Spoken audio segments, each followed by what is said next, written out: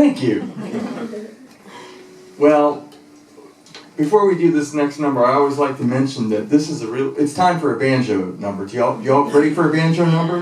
Good, good. This is a really special banjo because Jenny made this banjo. Can y'all believe that? Now, you know, she is a storyteller. She says she went to a banjo making camp. Now, how many friends here have been to banjo making camp? See? Well, it's always the same. And Jenny says you go to the camp, you're there for 4 days, and you come home with a banjo. Now, how many folks would like to go to banjo making camp? Yeah. Well, you're not from Jewel Ridge. That's right. No, I was going to say something about the camp, but now I forgot about it. Oh, that's right. Yeah, she actually did go to a camp, and she went with her dad. And they each made one, and they sound completely different. Now, why is that, Jenny? Well, I might have got a little help with mine.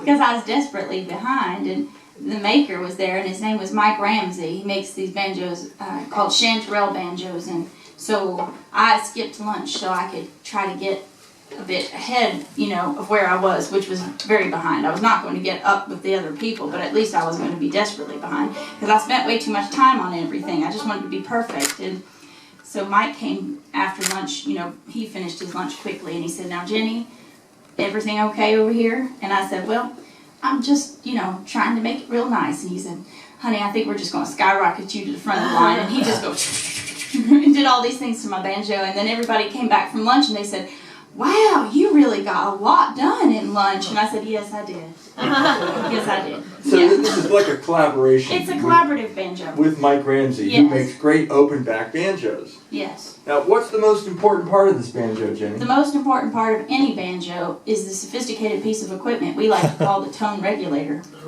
It may look like an ordinary dishcloth, but that would be wrong thinking, because that makes the banjo sound ever so nice.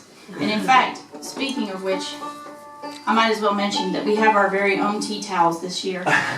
So if you have a banjo that needs regulating, you could possibly regulate it with the Jenny and Billy tea towel. Just point that out. Now, see, I didn't grow up in Jewel Ridge where Jenny grew up. I grew up in a little town in the state of Maryland. Another seaside-y town. Baltimore. Yeah. Y'all might have heard of Baltimore. Now, in Baltimore, there were no hollers like there are in Jewel Ridge. But there was a lot of hollering in the back alleys. And actually, fortunately for me, a lot of folks from Appalachia, from places like where Jenny grew up in West Virginia, they came to Baltimore for work when the big cold days came to a close. And they brought their fiddles and banjos with them, so that's where I heard the music first. And Baltimore actually was a real hotbed for bluegrass and old-time music. And when I told Jenny I hadn't been to Appalachia, she said, "Well, I got to take you down to meet my family down there in Jewel Ridge." And we drove down there, and Jewel Ridge is in the Cumberland Mountains. It's about 3,300 feet high. And we got up on top of the mountain, and we got up to Mawmaw's, and here comes Mawmaw out to greet us. And then here comes Mawmaw's boyfriend, Mr. Call. And Mr. Call says, "Ann, let's take Jenny and Billy down to Jewel Valley and show Billy where there used to be some coal mining." So I'm not in Appalachia for 5 minutes when all of a sudden I'm in the back of this Buick going to a place called Jewel Valley from Jewel Ridge. Now, to get to Jewel Valley, you had to go across another ridge called Chicken Ridge. That really is the name of the ridge. And, well, you know, she's the storyteller, and I tell the truth. The road was as wide as the neck of this banjo right here. And we're going down the ridge. Mr. Call's driving about 75 miles an hour like it's NASCAR. My hands are sweating like an ice pitcher. Mark Twain said that. And I said, "Jenny, tell me this is a one-way street."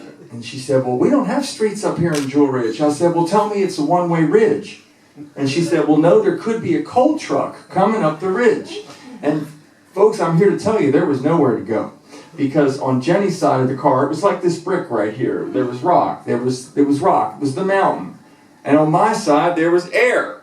And that's all it was. I mean, you know, and there were no shoulders, no guardrails, no lines. It was just a big drop-off. And Mr. Call's wheels were about inches from going off the edge of this ridge. But we got down to Jewel Valley, but the best thing is we got a song out of it.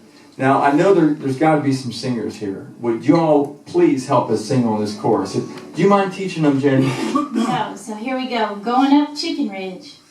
Going up Chicken Ridge. Going up Chicken Ridge. Do you have it so far?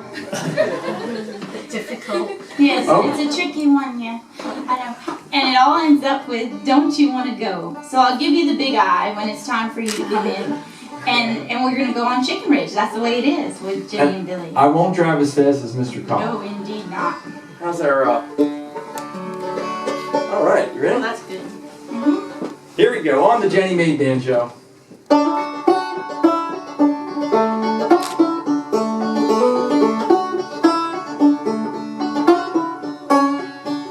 Going up Chicken Ridge, don't you want to go? If you've a notion, we could do-si-do.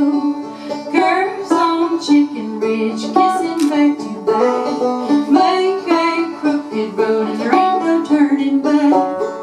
Going up Chicken Ridge, going up Chicken Ridge, going up Chicken Ridge, don't you wanna go? And again, going up Chicken Ridge, going up Chicken Ridge, going up Chicken Ridge, don't you wanna go? Ain't no shoulders, ain't no lines, just a little mule road cut between the mines. Houses up on Chicken Ridge, lonesome and squat.